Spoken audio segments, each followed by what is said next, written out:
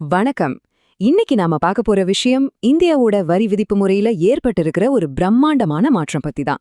இது ஏதோ சின்ன ரூல்ஸ் சேஞ்ச் கிடையாதுங்க. டெக்னாலஜியை வச்சு ஒட்டுமொத்த சிஸ்டத்தையும் மாத்தி அமைச்சிருக்காங்க. வாங்க இந்த புது டேட்டா ட்ரிவன் டாக்ஸ் சிஸ்டம்னா என்னன்னு விரிவா எல்லாருக்கும் புரியுற மாதிரி பார்க்கலாம். முதல்ல ஒரு முக்கியமான கேள்வி, உங்ககிட்டயே நீங்க கேட்டுக்க வேண்டிய கேள்வி, உங்க பிசினஸோட வரி கணக்குகள் எல்லாம் 100க்கு 100% சேஃபா இருக்கா? ஏன்னா இப்போ இருக்கிற நிலைமையில ஒரு சின்ன மிஸ்டேக் நடந்தா கூட அது பெரிய பிரச்சனையில கொண்டு போய் விட்டுடும். இதுதான் நாம இன்னைக்கு பேச போற எல்லா விஷயத்தோட மைய கருத்து. முன்ன மாதிரி இல்லாம இப்போ உங்க கணக்கு வழக்கு எவ்ளோ துல்லியமா இருக்குதோ அதுதான் உங்க பிசினஸோட உண்மையான பாதுகாப்பு கவசம். இத மனசுல வச்சுக்கோங்க, நாம உள்ள போலாம். சரி, இந்த புது சிஸ்டத்தை முழுசா புரிஞ்சுக்க நாம இந்த 5 முக்கியமான விஷயங்களை பத்தி பார்க்க போறோம்.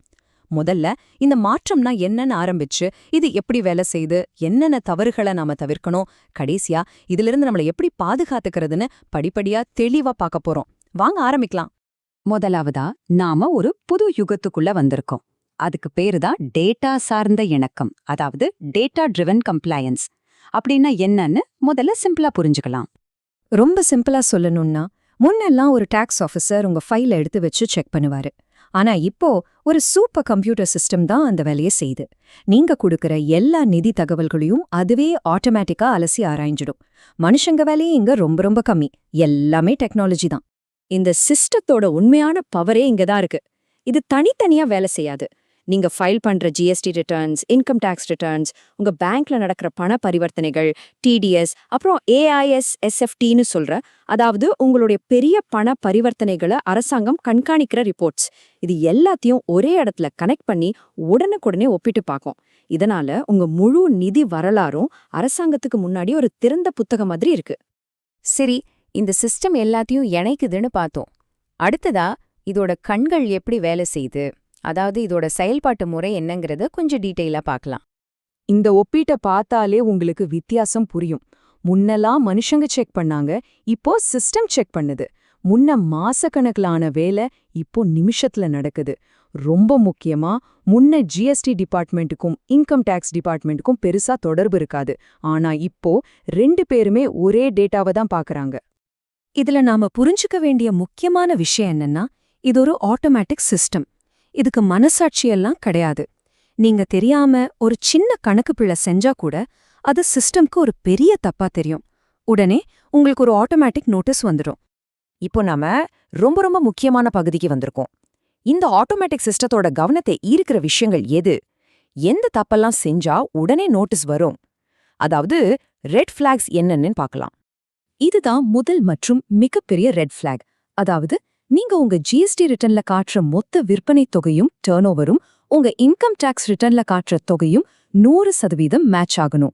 ₹1 வித்தியாசம் இருந்தா கூட சிஸ்டம் உடனே அதை கண்டுபிடிச்சிடும். அடுத்த பெரிய எச்சரிக்கை, நீங்க கணக்குல காட்டாத பெரிய பண பரிவர்த்தனைகள். உதாரணமா, நீங்க ஒரு சொத்து வாங்குறீங்க, இல்ல உங்க பேங்க் அக்கவுண்ட்ல திடீர்னு ஒரு பெரிய தொகை டெபாசிட் ஆகுதுன்னா அந்த தகவல் பேங்க் மூலமா ஆட்டோமேட்டிக்கா வரித்துறைக்கு போயிடும். நீங்க அத உங்க ரிட்டர்ன்ல காட்டலன்னா சிஸ்டம் உடனே கண்டுபிடிச்சு கேள்வி கேட்கும். மூணாவதா இன்புட் டாக்ஸ் கிரெடிட், அதாவது ஐடிசி. முன்ன மாதிரி இப்போ சுலபமா ஐடிசி கிளைம் பண்ண முடியாது. நீங்க யார்கிட்ட இருந்து பொருள் வாங்குனீங்களோ அந்த சப்ளையர் சரியா ஜிஎஸ்டி ஃபைல் பண்ணிருக்காரான்னு சிஸ்டம் செக் பண்ணும். ஒருவேளை ஒரு ஃபைல் பண்ணலன்னா உங்களால ஐடிசி எடுக்க முடியாது. இது உங்களுக்கு பெரிய பண நஷ்டத்தை உருவாக்கும். இவ்ளோ சவால்கள் இருக்கா? கொஞ்சம் பயமா இருக்கா? கவலைப்படாதீங்க. இதுல இருந்து நம்மையும் நம்ம பிசினஸையும் எப்படி பாதுகாத்துக்கிறதுன்னு ஒரு வழி இருக்கு. அதுதான் இந்த பாதுகாப்பு கவசம் ஆக்ஷன் பிளான். வாங்க அத பத்தி பார்க்கலாம். இது ரொம்ப சிம்பிளான ஆனா ரொம்ப பவர்ஃபுல்லான 3 ஸ்டெப்ஸ் தான். 1, உங்க கணக்குகள்ல ஒரு சின்ன தப்பு கூட இல்லாம பாத்துக்கணும். 2, மாசம் உங்க கணக்கு புத்தகம், GST portal data, bank statement எல்லாத்தையும் ஒப்பிட்டு சரிபார்க்கணும்.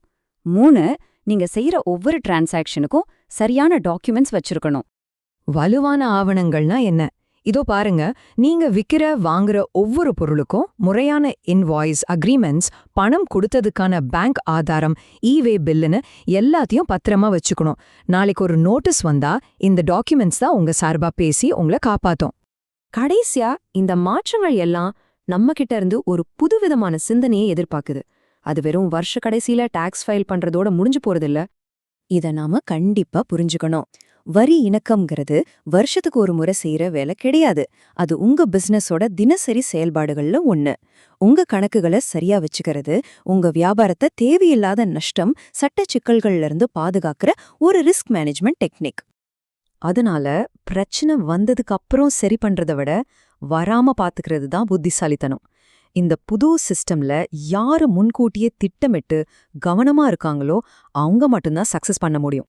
இந்த விளக்கத்தோட இறுதியில நான் ஆரம்பிச்ச அதே கேள்விய மறுபடியும் உங்க முன்னாடி வைக்கிறேன். இந்த புது டெக்னாலஜி யுகத்தோட வரி விதிப்பு முறைக்கு உங்க பிசினஸும் உங்க கணக்கு வழக்குகளும் உண்மையிலேயே தயாரா இருக்கா? ஒரு நிமிஷம் யோசிச்சு பாருங்க, செயல்படுங்க.